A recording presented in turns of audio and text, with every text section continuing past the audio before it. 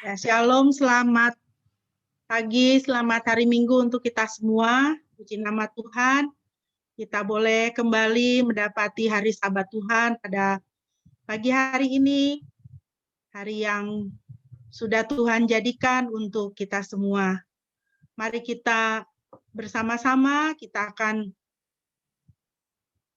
menghadap Tuhan di dalam pujian dan penyembahan, dan kita akan bersama-sama merenungkan firman Tuhan bagi setiap kita masing-masing.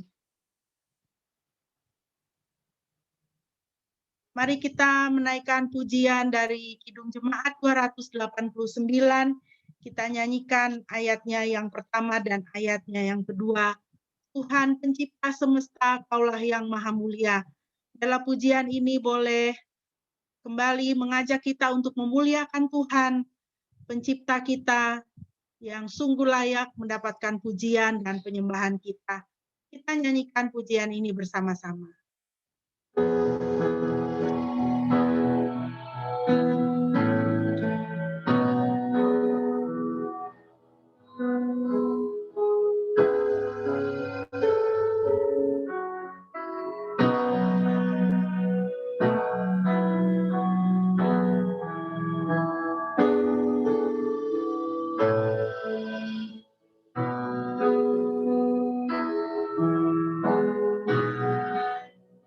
Tuhan pencipta semesta,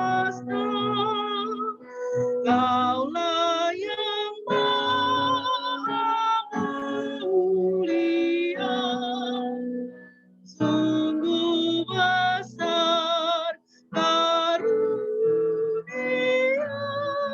yang Kau beri.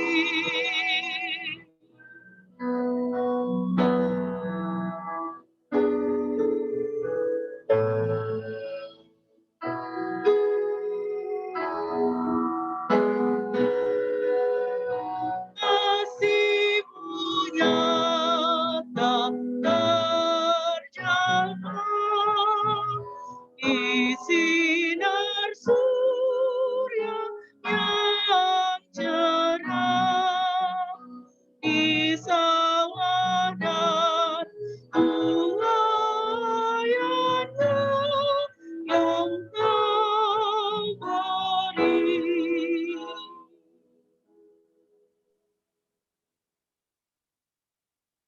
Kami persilakan Bapak Pendeta untuk memimpin pentabisan ibadah kita pada pagi hari ini. Mari jemaat yang dikasihi oleh Tuhan, kita akan menabiskan ibadah minggu kita pada pagi ini. Ingatlah senantiasa bahwa pertolongan kita adalah di dalam nama Yahweh pencipta langit, bumi, laut, dan segala isinya. Turunlah kiranya atas kamu berkat dari Yahweh, Bapa, Anak, dan Roh Kudus, dari sekarang sampai selama-lamanya. Haleluya.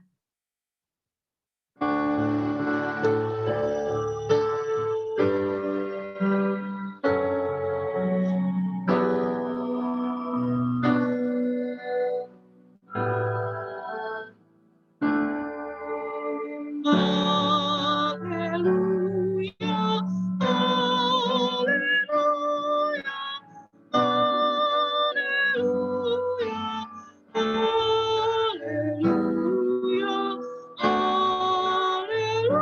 haleluya, amin, amin, amin.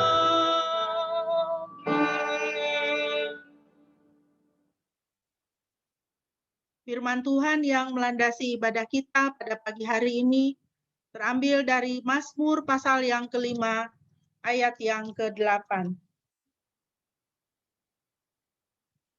Mazmur 5 ayat 8, demikianlah firman Tuhan. Dan aku dalam kelimpahan kasih setiamu, aku akan masuk ke dalam rumahmu, aku akan menyembah ke arah bait-Mu yang kudus, dengan rasa takut akan Engkau. Puji nama Tuhan. Bapak Ibu yang dikasihi Tuhan, ini adalah hari yang Tuhan jadikan untuk kita. Marilah kita memasuki ibadah kita, memasuki rumah Tuhan dengan rasa takut akan Tuhan, di dalam kelimpahan kasih setia Tuhan. Karena sungguh Tuhan itu baik dan selalu baik bagi kita. Ini adalah saatnya di mana kita boleh mengarahkan hati kita untuk memuji nama Tuhan. Mari kita kembali menaikkan pujian dari Kidung Jemaat 249. Kita naikkan baitnya yang keempat dan kelima. Kau merelakan putramu supaya dunia ditebus.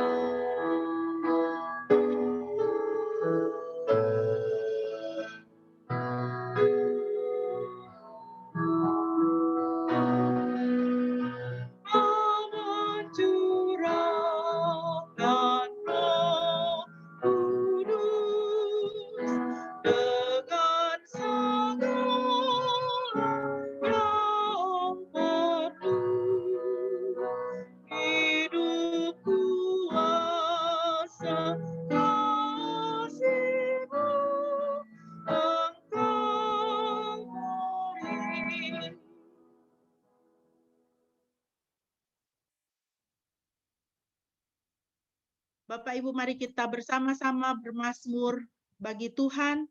Kita bermazmur dari Mazmur 34.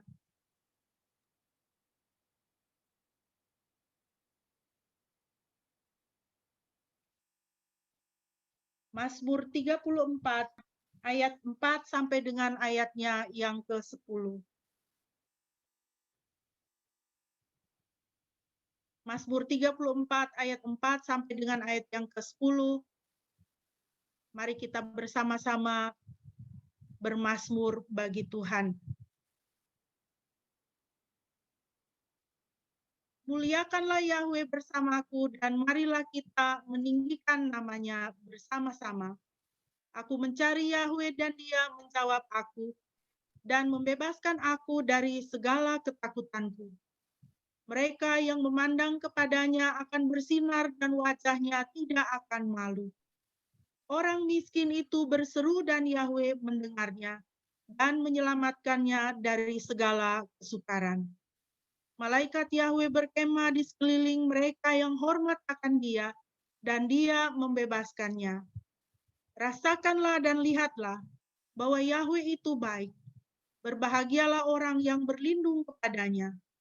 Hormatlah kepada Yahweh, hai orang-orangnya yang kudus, karena mereka yang hormat akan Dia tidak akan berkekurangan. Terpujilah nama Tuhan.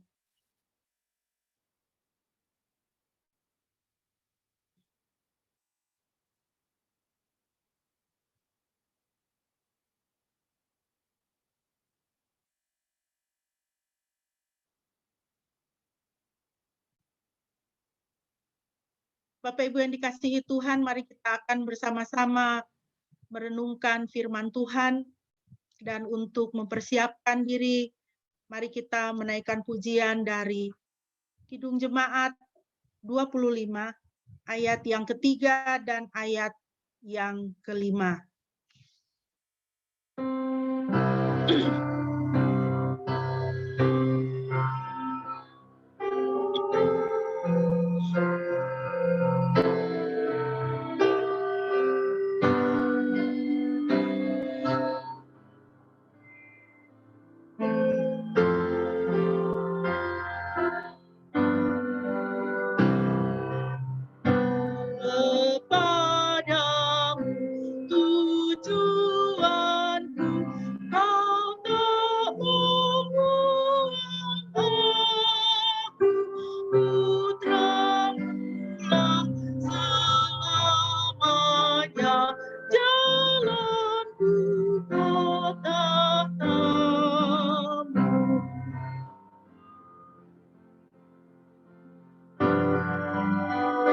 Ya Tuhan, percayaku kiranya Kau teguhkan hingga teguh di kasih-Mu yang baik Ku lakukan.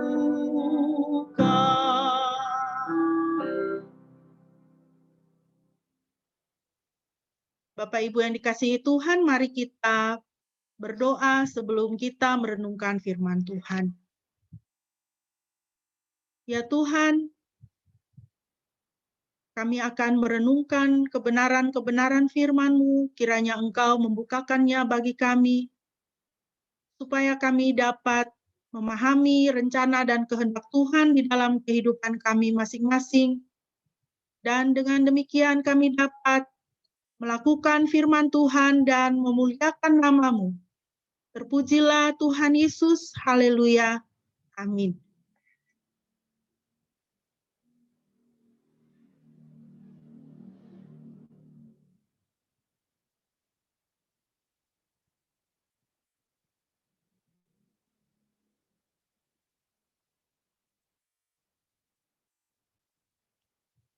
Bapak Ibu yang dikasihi Tuhan, mari kita bersama-sama membaca firman Tuhan dari Injil Yohanes pasal 2 ayat 1 sampai dengan ayatnya yang ke-12.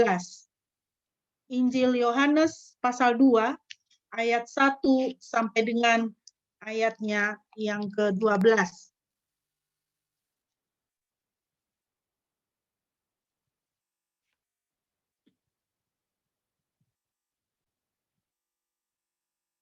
Mohon kesediaan Bapak Pendeta untuk bisa membacakan firman Tuhan bagi kita.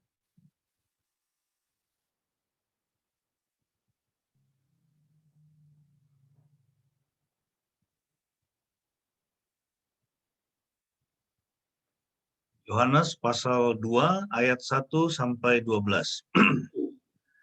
Pada hari ketiga ada pesta perkawinan di Kana Galilea dan ibu Yesus hadir di situ. Yesus dan para muridnya juga diundang ke perkawinan itu. Ketika mereka kekurangan air anggur, ibu Yesus berkata kepadanya, mereka kehabisan air anggur. Yesus berkata kepadanya, apa urusanku dengan engkau, hai wanita, saatku belum tiba. Ibunya berkata kepada para pelayan itu, apapun yang dia katakan kepadamu, lakukanlah. Di sana ada 6 tempat air dari batu yang masing-masing menampung kira-kira 120 liter, sesuai dengan adat penahiran orang-orang Yahudi. Yesus berkata kepada mereka, isilah bak-bak itu dengan air, dan mereka mengisinya sampai penuh. Lalu dia berkata, sekarang cedoklah dan bawalah kepada pemimpin pesta, dan mereka membawanya. Ketika pemimpin pesta mencicip air yang sudah menjadi air anggur itu, dan ia tidak tahu dari mana asalnya, sementara para pelayan itu mengetahuinya, maka pemimpin pesta itu memanggil mempelai pria dan berkata kepadanya, setiap orang menyuguhkan air anggur yang baik lebih dulu, sesudah mereka dipuaskan, barulah disuguhkan yang kurang baik. Namun engkau menyimpan air anggur yang baik sampai sekarang. Inilah awal dari tanda-tanda mujizat yang Yesus lakukan di Kana Galilea, dan dengan ini dia menyatakan kemuliaannya dan murid-muridnya percaya kepadanya. Sesudah itu dia pergi ke Kapernaum bersama ibunya dan saudara-saudaranya serta para muridnya, lalu mereka tinggal di sana beberapa hari saja.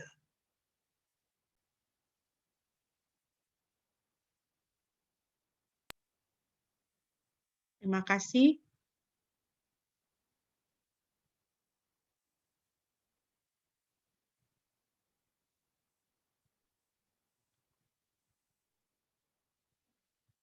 Bapak Ibu yang dikasihi Tuhan, saya mau memulai perenungan kita dengan menceritakan sedikit dari buku cerita anak-anak yang berjudul The Runaway Bunny atau Anak Kelinci yang Mau Melarikan Diri.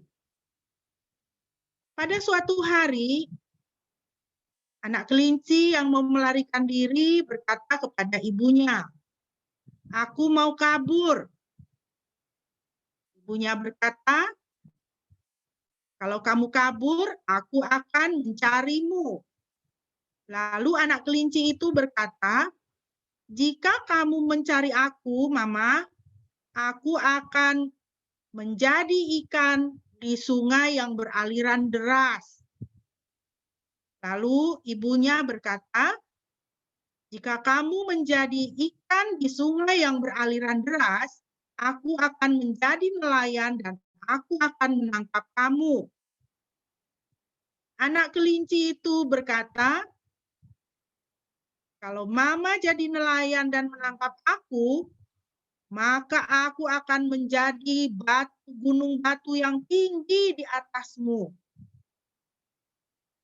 Mamanya berkata, "Jika kamu menjadi batu yang tinggi di atasku, aku akan menjadi pemanjat gunung dan aku akan memanjat sampai menemui kamu."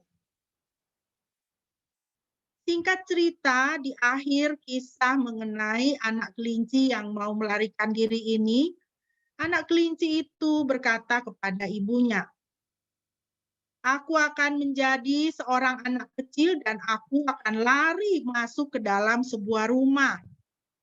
Lalu ibunya berkata, "Jika kamu seorang anak kecil dan lari masuk ke dalam sebuah rumah, maka aku akan menjadi ibumu."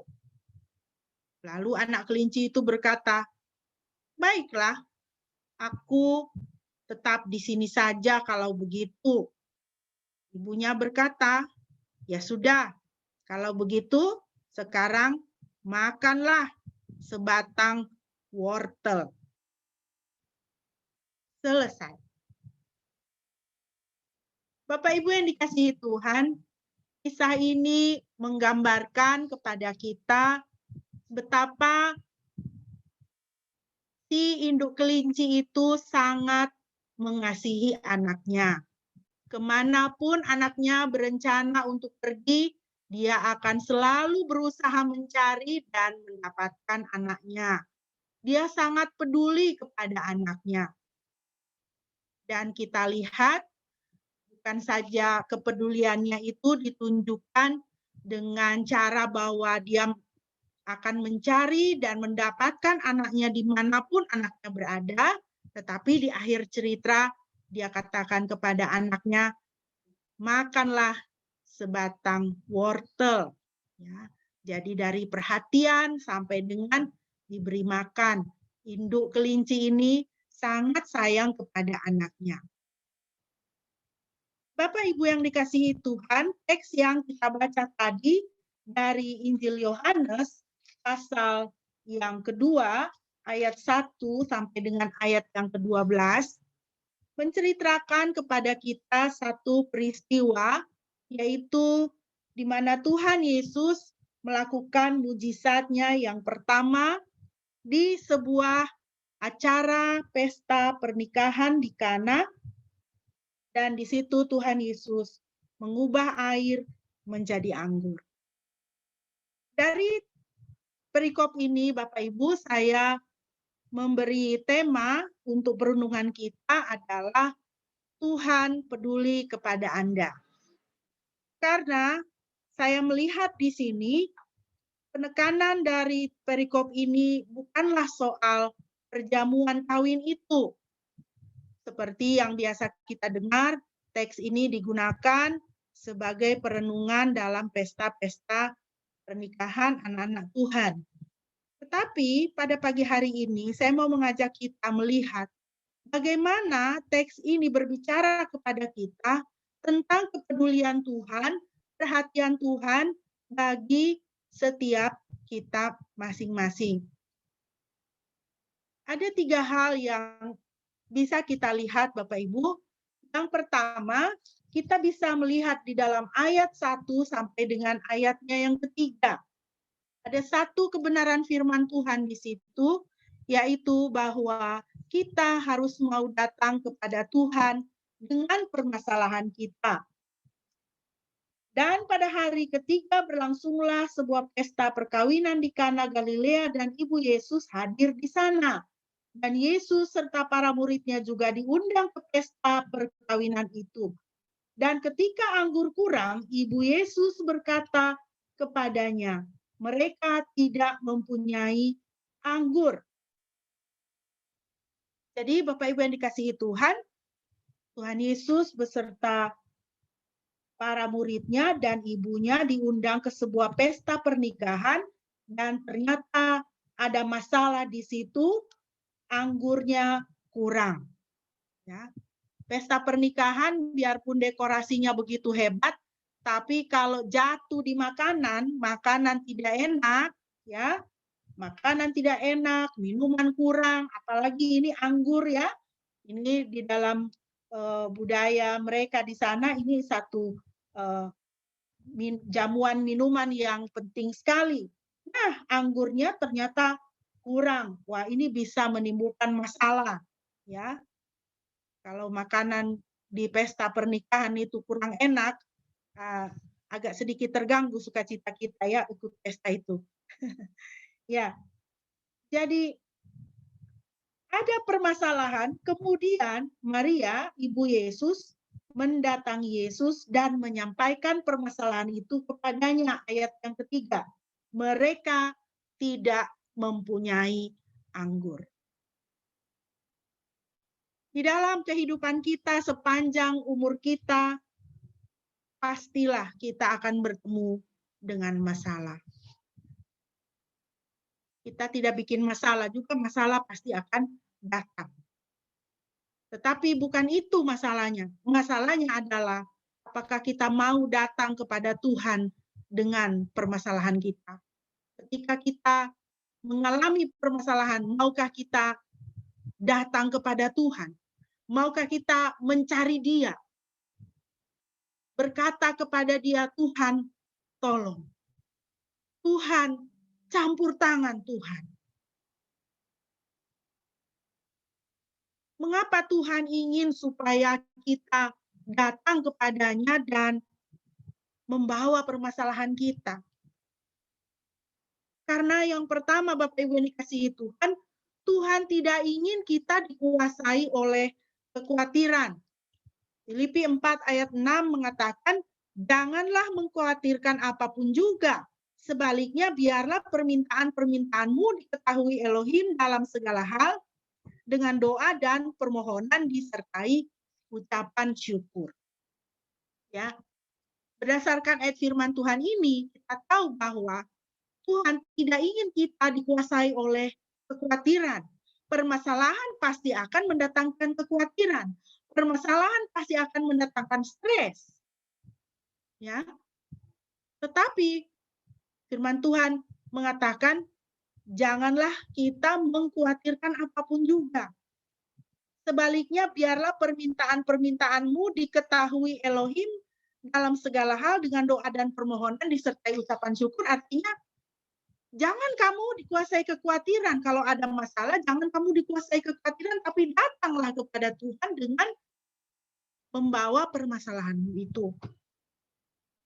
Yang kedua, Bapak Ibu, Tuhan ingin kita datang kepadanya dengan membawa permasalahan kita, karena Tuhan ingin agar kita menjadikan Dia sebagai jawaban dan solusi bagi kita.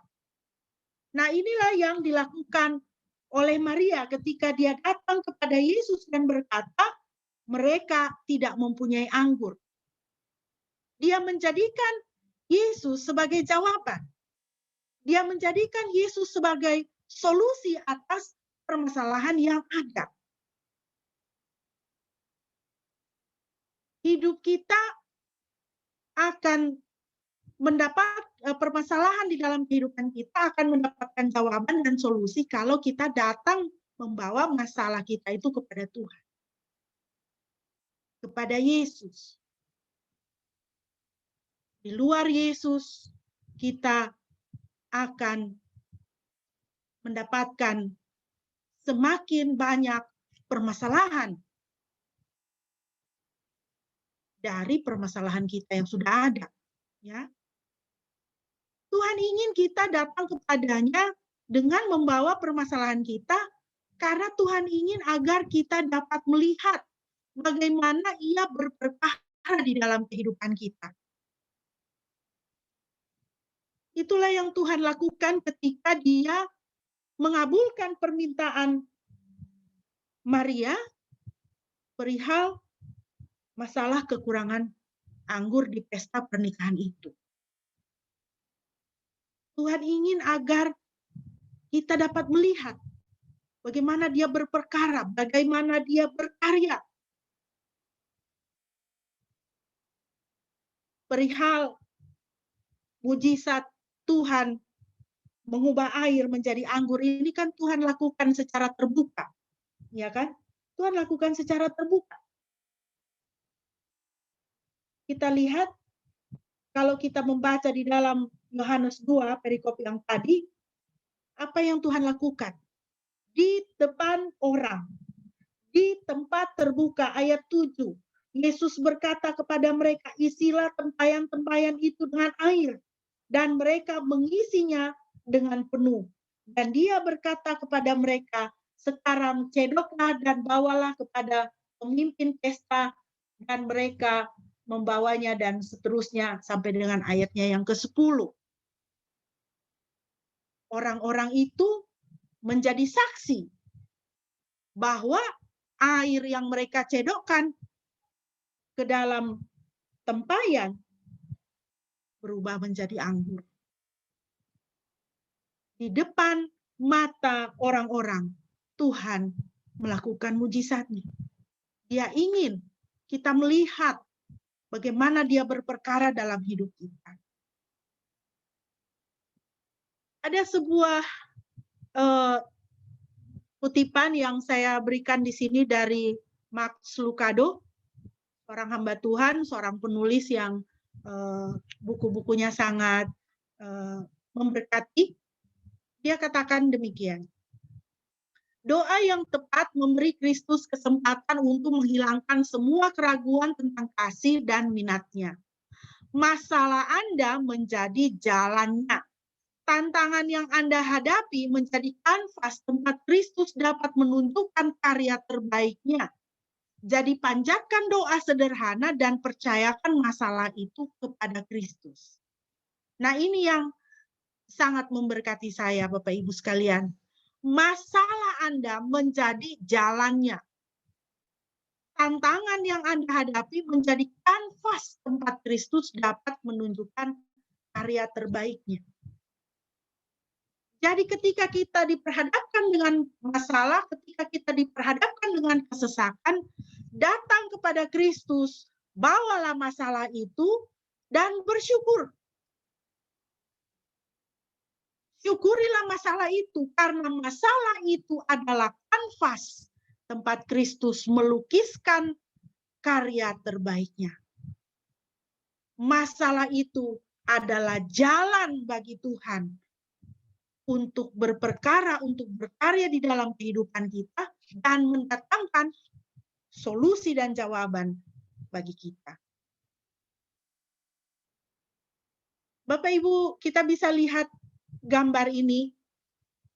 Kalau kita tidak membawa masalah kita kepada Tuhan, kalau hidup kita itu tanpa Kristus, ya, itu seperti pohon yang kering ini, dengan berbagai buah yang negatif di situ.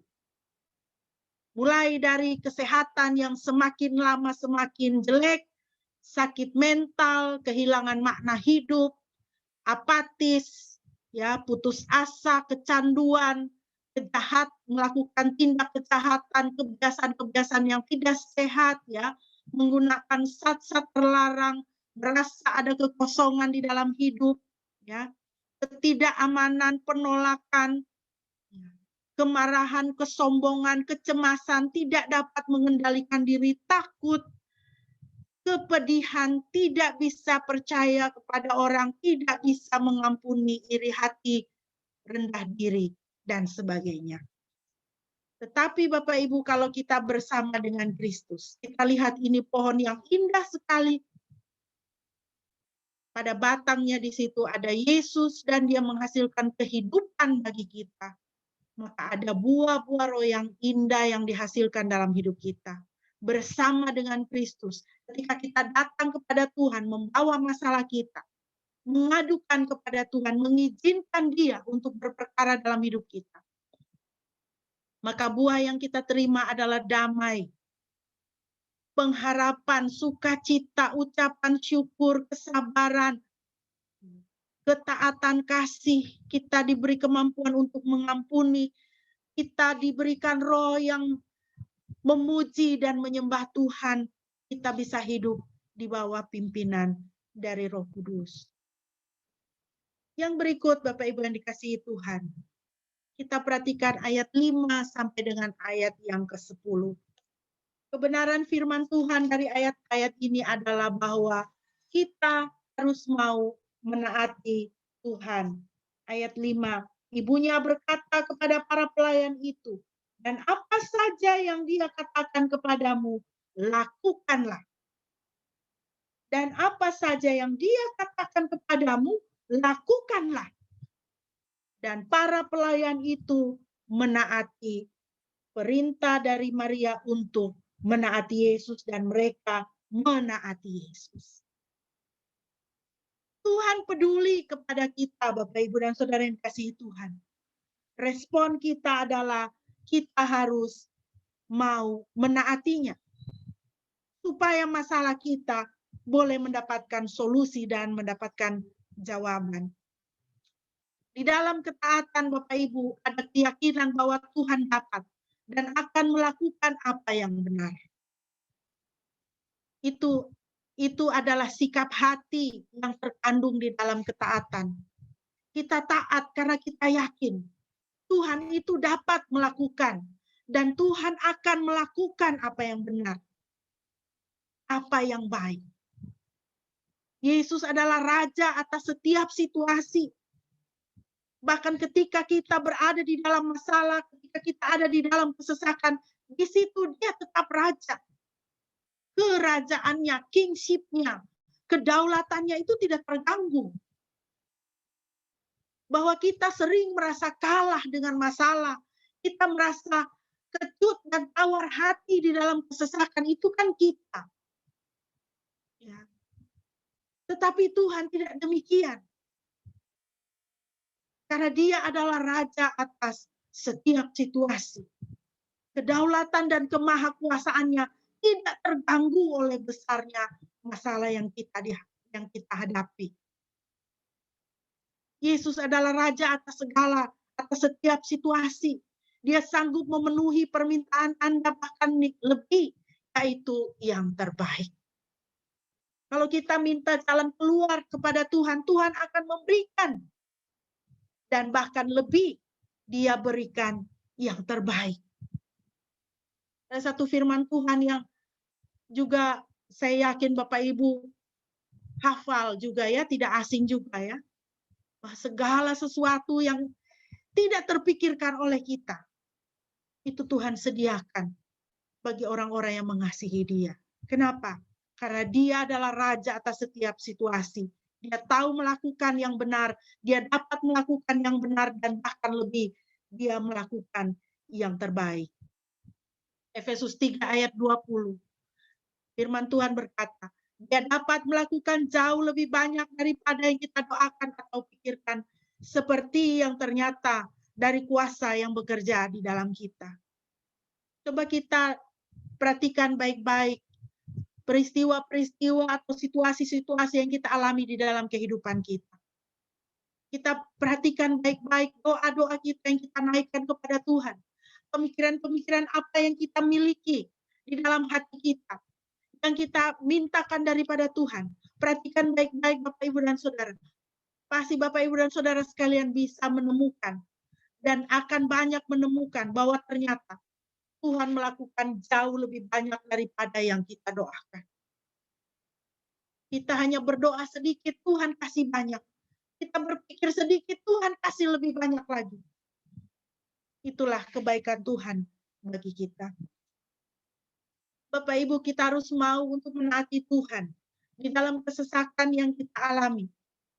Karena dengan menaati Tuhan, kita menunjukkan penyerahan dan ketundukan kepada Tuhan.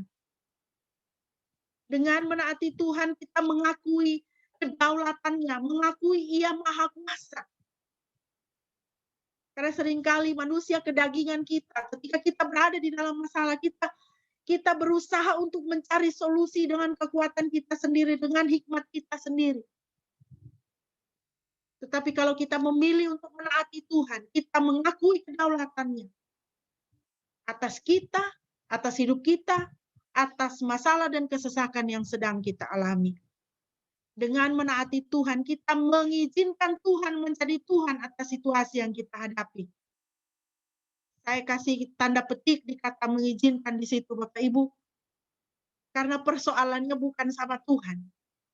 Tuhan itu adalah Tuhan. Ya. Tuhan itu adalah Tuhan. Keilahiannya itu tetap tidak tergoyahkan oleh apapun juga. Tetapi masalahnya adalah di kita sekali lagi. Apakah kita mengizinkan Dia menjadi Tuhan atas situasi yang kita hadapi? Ketika kita menaati Dia, kita mengizinkan Dia menjadi Tuhan dan Raja atas hidup kita, atas situasi yang kita hadapi. Dan dengan menaati Tuhan, Bapak Ibu yang dikasihi Tuhan, kita memelihara sukacita kita, ya kan? Ketika kita mengandalkan kekuatan dan hikmat kita sendiri, usaha kita, bukankah seringkali kita mendapati kita begitu lelah jadinya? Ya, kita merasa sangat exhausted, ya. Kita lelah. Karena apa? Terlebih ketika kita berusaha dan usaha kita itu mentok, ya, jalan buntu, ya. Bikin ini enggak berhasil, bikin itu enggak berhasil, cari solusi ini enggak berhasil, ketuk pintu di sana ditolak, ketuk pintu di sini ditolak. Mencari jawaban ya, mendapatkan jawaban tidak. Menanyakan adakah mendapatkan jawaban maaf tidak ada. Bukankah semua itu bisa merampas sukacita kita? Tetapi ketika kita menaati Tuhan, kita menyerahkan semuanya kepada Tuhan. Tuhan, kehendak-Mu lah yang jadi. Sukacita kita itu akan dikembalikan. Karena bukan lagi kita yang berusaha, bukan lagi kita yang berjerih lelah. Tuhanlah yang berjerih lelah. Tuhanlah yang berusaha untuk kita. Sehingga ketika kita menaati Tuhan, sukacita kita itu tetap akan terpelihara di dalam hati kita. Yang terakhir, Bapak Ibu, mari kita perhatikan ayat yang ke-11. Ini satu bagian yang sangat menarik sekali.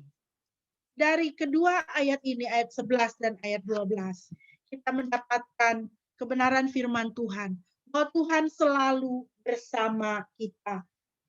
Ayat 11, Yesus melakukan hal ini di Kana Galilea sebagai awal dari tanda-tanda ajaib, dan Dia menyatakan kemuliaannya dan murid-muridnya percaya kepadanya. Sesudah itu Dia turun ke Kapernaum, Dia dan ibunya dan saudara-saudaranya dan para muridnya, dan mereka tinggal di sana tidak berapa lama. Bapak Ibu, dari ayat 1 sampai dengan ayat yang ke-10, kita membaca bagaimana Tuhan berperkara, Tuhan melakukan mujizatnya di pesta perkawinan. Tetapi dua ayat ini sangat menarik. Setelah selesai dari pesta pernikahan itu, dan para murid melihat mujizat yang sudah Dia lakukan, Dia menyatakan kemuliaannya dan mereka menjadi percaya. Ayat 12, saya sangat diberkati dengan ayat 12 ini. Sesudah itu Dia turun ke Kapernaum, Dia dan ibunya dan saudara-saudaranya dan para muridnya, dan mereka tinggal di sana tidak berapa lama.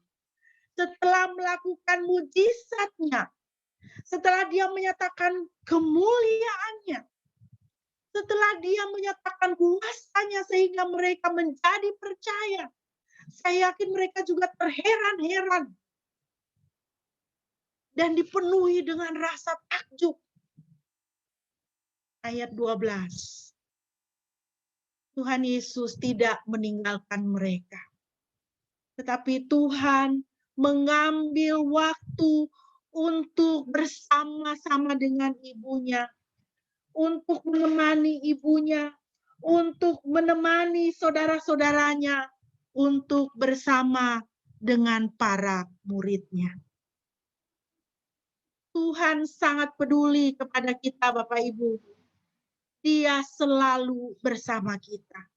Dia mau mengatakan kepada kita bahwa Dia tidak pernah meninggalkan kita. Tuhan senang berada bersama dengan kita. Banyak janji penyertaan Tuhan yang bisa kita baca di dalam Alkitab, Bapak Ibu. Tetapi ada dua yang bisa kita ingat dan kita pegang, yang sudah tidak asing bagi Bapak Ibu dan Saudara sekalian. Yohanes 14 ayat 18, Tuhan Yesus mengatakan, aku tidak meninggalkan kamu sebagai yatim piatu.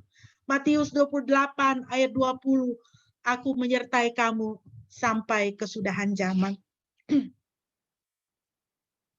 Bapak Ibu yang dikasihi Tuhan, Tuhan ada bersama kita dalam kesesakan kita. Dan Tuhan ada bersama kita senantiasa. Saat ini kalau kita memandang dunia sekeliling kita, betapa seluruh dunia saat ini sedang mengerang dan sedang menangis, sedang susah dan sedang menderita, berada di dalam kesesakan oleh karena pandemi ini. Kita kehilangan orang-orang yang kita kasihi. Teman-teman kita kehilangan orang-orang yang mereka kasihi. Kita kehilangan teman-teman kita. Kita mendengar teman-teman kita, kerabat kita sedang kritis di rumah sakit. Dalam beberapa hari terakhir ini, kita banyak mengirimkan ucapan duka cita. Kita mengirimkan doa-doa penguatan.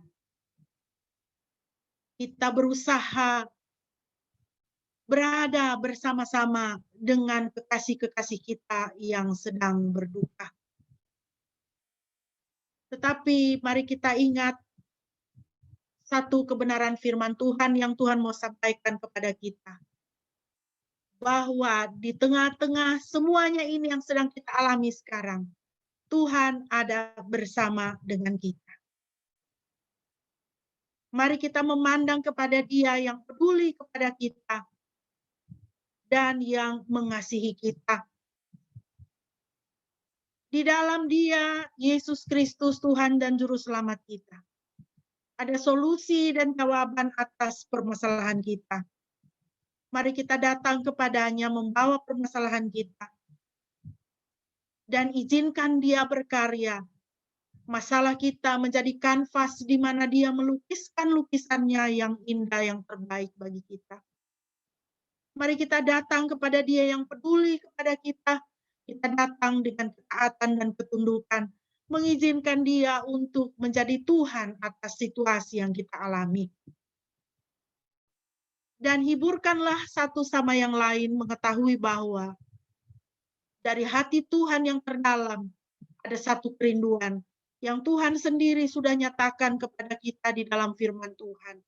Bahwa Tuhan selalu bersama kita dan tidak pernah meninggalkan kita. Kiranya Bapak, Ibu, dan Saudara sekalian diberkati oleh Tuhan. Amin.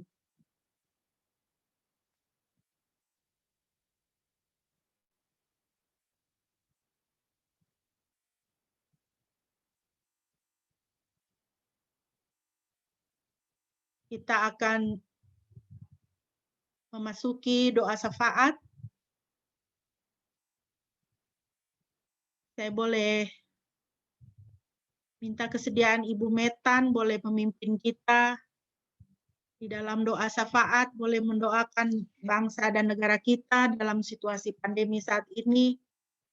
Kekuatan bagi para tenaga kesehatan dan juga keluarga-keluarga dengan kedukaan keluarga yang sedang berjuang untuk kekasih-kekasihnya yang dalam keadaan sakit. Kiranya Tuhan menghiburkan. Mohon kita bisa mendoakan bersama dan diakhiri dengan doa Bapa kami. Saya persilakan Ibu Metan boleh berdoa. Kita berdoa. Tuhan Yesus, Bapa yang baik, kami bersyukur pada pagi hari ini kalau kami boleh ada sebagaimana kami ada. Kami boleh berkumpul dan beribadah kepadamu Tuhan. Kami juga teringat akan saudara kekasih kami, teman-teman kami, orang tua sanak saudara kami. Tuhan yang mengalami sakit, yang mengalami kesulitan dan kesusahan Tuhan dalam nama Yesus. Kau sendiri yang datang menghibur dan memberi mereka pengharapan, kekuatan, sukacita, dan ucapan syukur. Apapun keadaan yang kami hadapi Tuhan, ajar kami untuk memandang kepada Engkau Tuhan. Bahwa Engkau adalah salah satu dan satu-satunya pertolongan dan kekuatan bagi hidup dan kehidupan kami Tuhan. Kuatkan setiap anggota keluarga yang merasa kehilangan karena ditinggal oleh orang tua, saudara, sanak saudara, teman yang pergi ke rumah-Mu Bapa. Berilah mereka penghiburan Tuhan yang ditinggalkan. Berilah mereka kekuatan dan sukacita. Tuhan Yesus Bapa di sorga. Berilah kami juga hikmat, akal budi, dan kekuatan Tuhan, agar kami dapat juga menjalani hidup ini dengan terus berpengharapan kepada Engkau Bapa.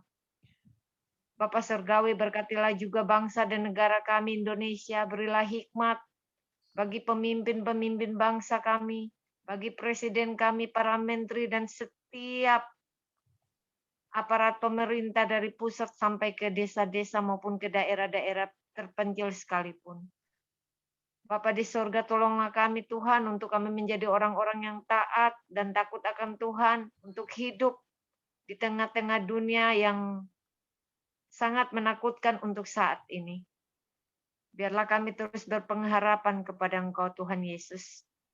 Bapa di surga, Engkau memberkati setiap kehidupan kami, setiap kami yang beribadah pada saat ini Tuhan. Engkau memberkati setiap kami, memberi kami penghiburan dan pengharapan di dalam nama Yesus.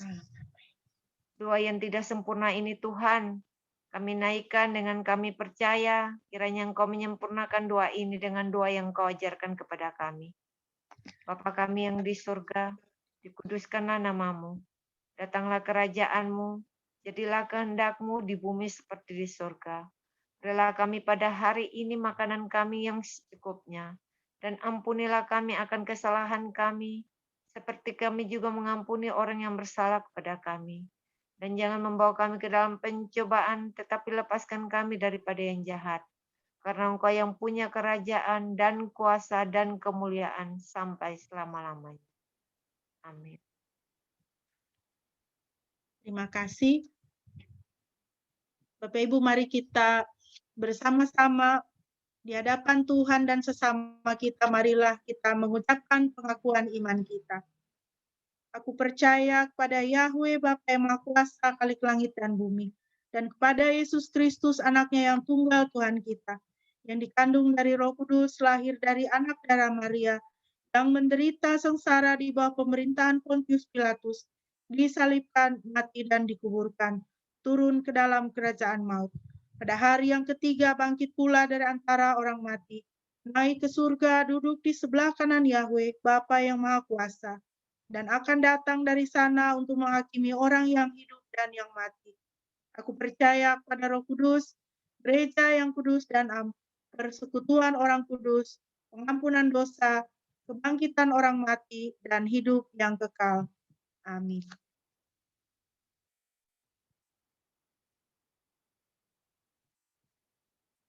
Bapak Ibu, mari kita akan mengakhiri ibadah kita. Kita menaikkan pujian ini sebagai doa dan iman kita, keyakinan kita kepada Tuhan. Bahwa di dalam pemeliharaan Tuhan, kita akan baik-baik saja, kita akan mendapatkan kekuatan di dalam kehidupan kita. Kita nyanyikan pujian ini, bahasa Indonesianya, dan juga kita akan nyanyikan bahasa Inggrisnya.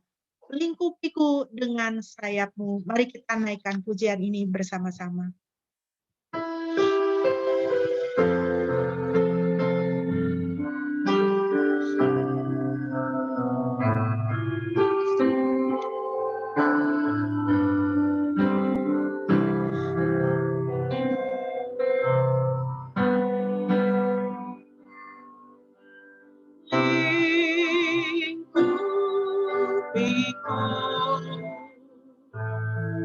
Dengan sayapmu, naungiku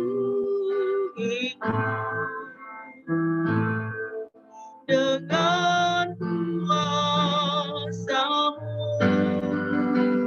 di saat badai bergelora. Ku akan terbang bersamamu, Bapa Kau Raja atas semesta. Ku tenang sebab Kau Tuhanku.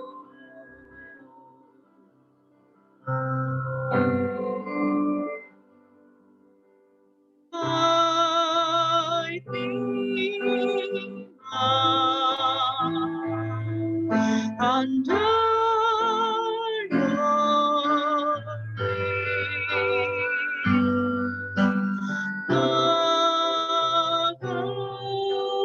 wing.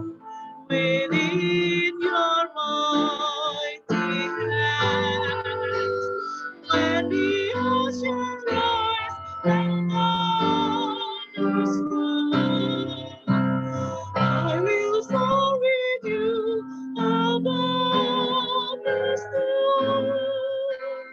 Father, you are King of God of love. I will be still, know you are God. Di saat badai, di saat badai bergelora,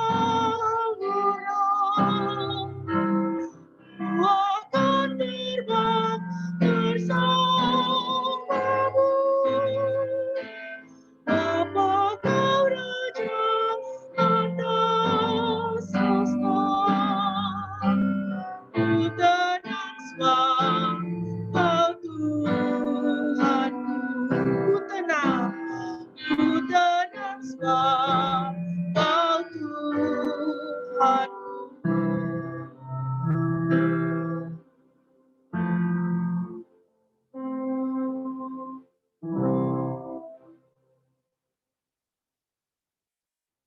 Doa berkat akan disampaikan oleh Bapak Pendeta.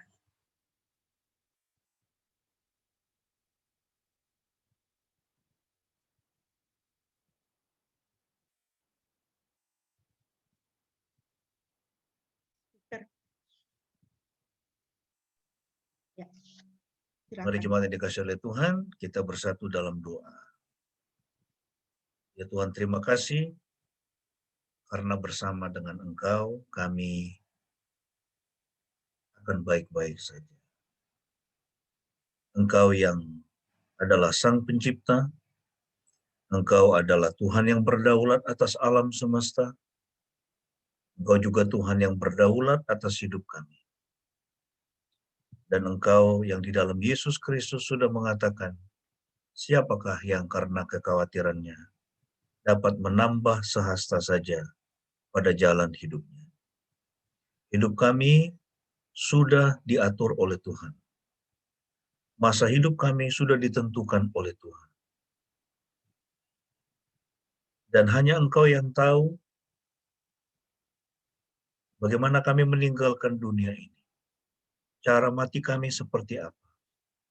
Sehingga kami tidak perlu takut terhadap apapun, bahkan termasuk terhadap pandemi COVID-19 ini tidak menakutkan kami Tuhan. Oleh karena hidup mati kami ada di dalam tangan-Mu. Kami memuji-Mu, menyembah-Mu, memuliakan Engkau, mengagungkan Engkau. Yahweh Elohim Israel, Elohim Abraham, Ishak, dan Yakub.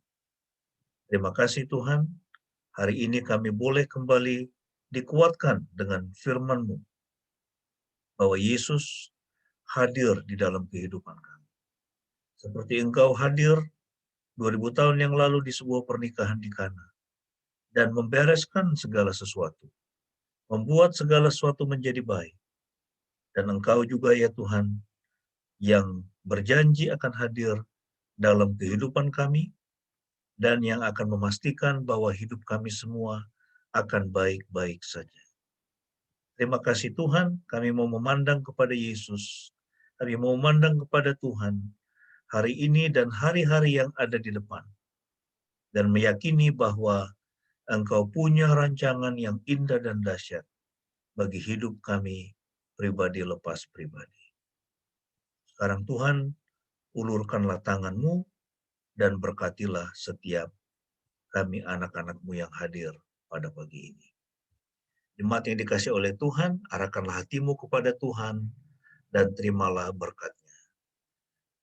Damai sejahtera dari Bapa Surgawi, damai sejahtera dari Tuhan Yesus Kristus, damai sejahtera dari Roh Kudus, menyertai masing-masing saudara dan memberkati masing-masing saudara mulai hari ini sampai Tuhan Yesus Kristus datang kembali. Amin. Pujilah Halik semesta.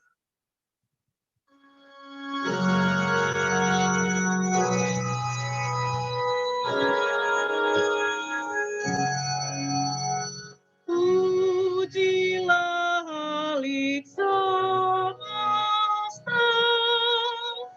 sumber segala kurnia,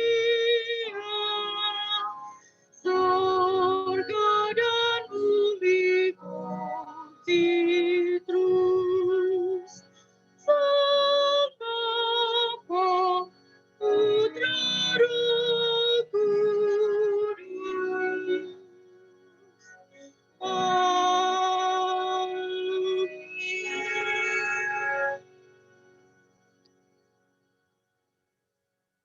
Mari kita bersaat teduh sejenak.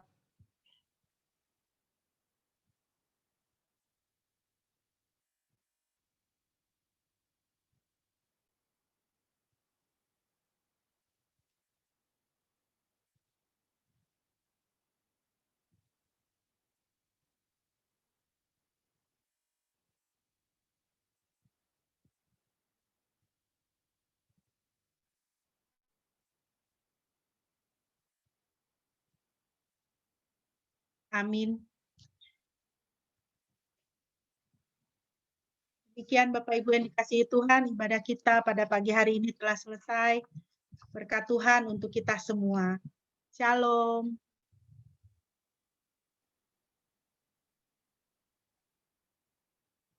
Shalom.